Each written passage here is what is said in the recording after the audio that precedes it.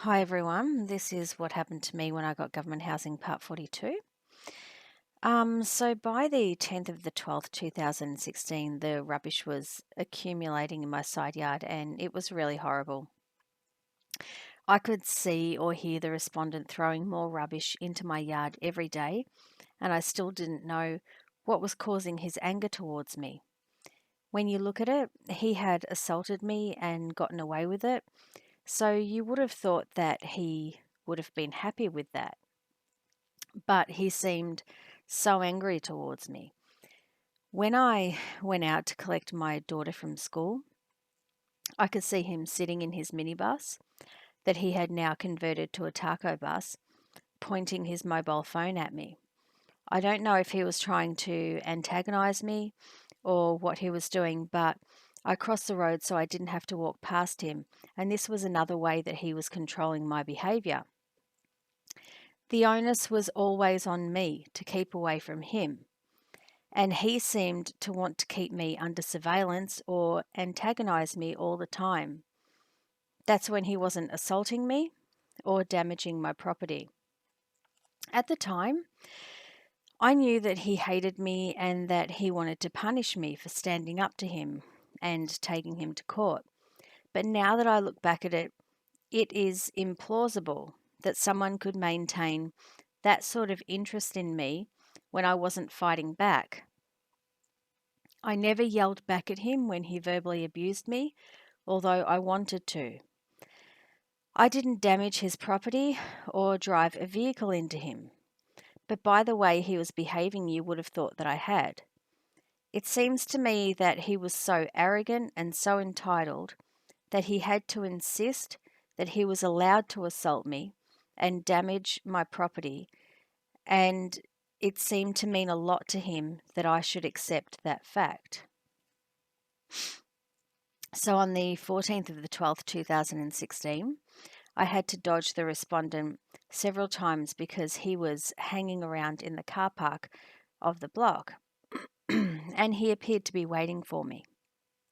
He didn't say anything to me, and I filmed the path that I took to get in and out of the block each time that I passed him. It was tedious and it was ludicrous that that was what my life was like, and that was what I had to do to get in and out of my home. He seemed to want to confront me, and it seemed to be getting worse, but there were other days when I was lucky enough to avoid him. I was in a constant state of nervous fear. I revolved my life around avoiding him, and it became normal for me to expect to stay inside or not be able to get out of my home or not be able to get back into my home after I'd been out. On the 16th of the 12th, 2016, I heard the respondent fighting with another one of the residents upstairs.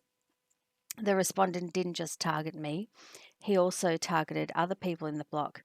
But I can't tell their story as I'm just telling what happened to me as I explained to you what happened at my compensation hearing. Anyway, the person the respondent was fighting with was saying that the respondent was using the upstairs laundry for something and this person was saying that he wanted the respondent to stop.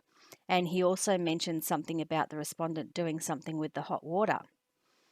I don't know how the fight ended, but I couldn't risk going outside and listening to it.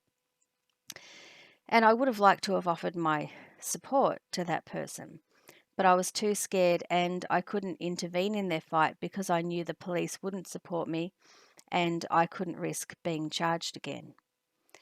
Then on the 17th of the 12th, 2016, I saw some clothes piled up on the balcony near the upstairs laundry, and I thought these clothes could have belonged to the person that the respondent was fighting with on the 16th of the 12th, 2016.